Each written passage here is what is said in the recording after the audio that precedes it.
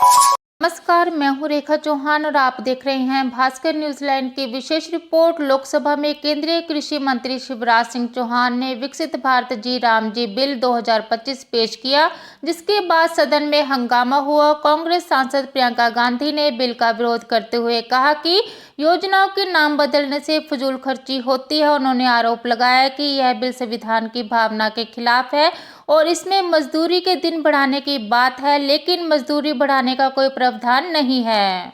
किया जा रहा है, इसको आप किस तरीके से देखते हैं? ये मेरे ख्याल से इन लोगों की सनक है कि हर चीज का नाम बदलना है, और जब नाम बदला जाता है तब खर्चा होता है सरकार का, केंद्र का। ये एक अलग बात है। ये योजना महात्मा गांधी जी के नाम पर है। महात्मा गांधी जी हमारे राष्ट्रपिता हैं, उनका अपमान नहीं होना चाहिए।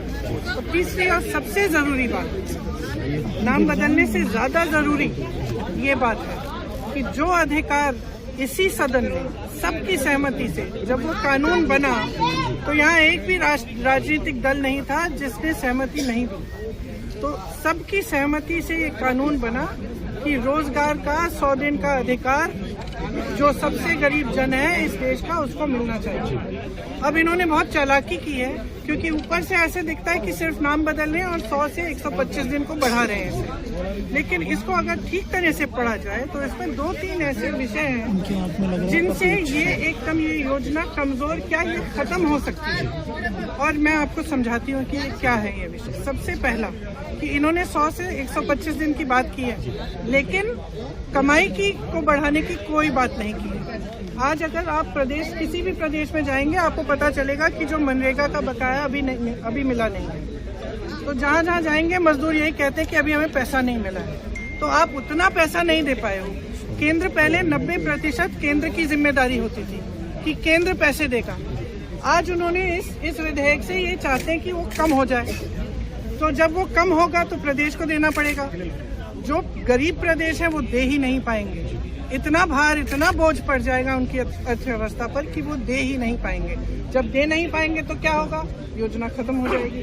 दूसरी बात, आज जो गांव में काम होना है वो कौन तय करता है, कौन निर्धारित करता है? ग्राम प्रधान, पंचायत में निर्धारित होता है वो, और उसके लिए पैसे वहीं पे भेजे जाते हैं। अब क्या होगा कि केंद्र में निर्धारित होगा। अरे केंद्र में यहाँ पे दिल्ली में बैठे हुए इन लोगों को क्या पता कि आपको कौन सा कुआं चाहिए, आपको कौन सी दीवार बनानी है, आपको किस चीज की मरम्मत करनी है, नहीं पता चलेगा। और इससे क्या होगा कि जो अधिकार आपने पंचायतों को दिया था, पंचायती राज द्वारा जो 73वां जो कानून था, संशोधन था, उसके तहत जो आपने अधिकार दिया था वो भी खत्म हो जाएगा। इसका मतलब है कि आप केंद्र में आप सारी सत्ता चाहते हो। आप ये निर्णय लेना चाहते हो कि कितना पैसा किसको कब भेजेंगे, किस काम में जाएगा, आप ये निर्धारित यहाँ केंद्र में करना चाहते हो। प्रदेश को आपने सारे पूंजी की जिम्मेदारी दे दी कि भाई तुम ही लगाओ इसमें पैसे। और जो पंचायत में है, जो गांव में है, उसका क्या होगा? उसको जो अभी मजदूरी नहीं मिल रही है उसका क्या होगा? 125 दिन कहना आसान है, उसके पैसे दोगे? खुद कह रहे हो कि नहीं देंगे, तो क्या होगा? स्कीम खत्म हो जाएगी। ये साधारण स्कीम बन जाएगी जो बाकी सरकारी स्कीम है। इसमें जो अधिकार है, जो ग्रामीण जनता के लिए, जो हमारे सबसे गरीब भाई बहनों के लिए जो अधिकार है वो खत्म करने जा रहे हैं। और आप जहाँ भी जाएंगे इस देश में, दूर से पता चल जाएगा कि ये मनरेगा का लेबर है, ये मनरेगा का मजदूर है। दूर से पता चल जाएगा। उसके हाथ कठोर होते हैं, उसकी चेहरे पे झुर्रियाँ होती है, गरीब से गरीब इंसान होता है वो। वायनाड से लेके रायबरेली तक मैंने देखा है। दूर से पता चल जाता है कि ये मनरेगा के मजदूर है। उसको भी खत्म करना चाहते हो आप? किस लिए? इतने पैसे तो आप अडानी अंबानी को पकड़ा रहे हो, सारी संपत्ति पकड़ा रहे हो, और वो बेचारा मजदूर सुबह से शाम तक काम कर रहा है, धूप में मर रहा है, पसीना आ रहा है उसका, खून बह रहा है उसका, आप उसको छोड़ दोगे?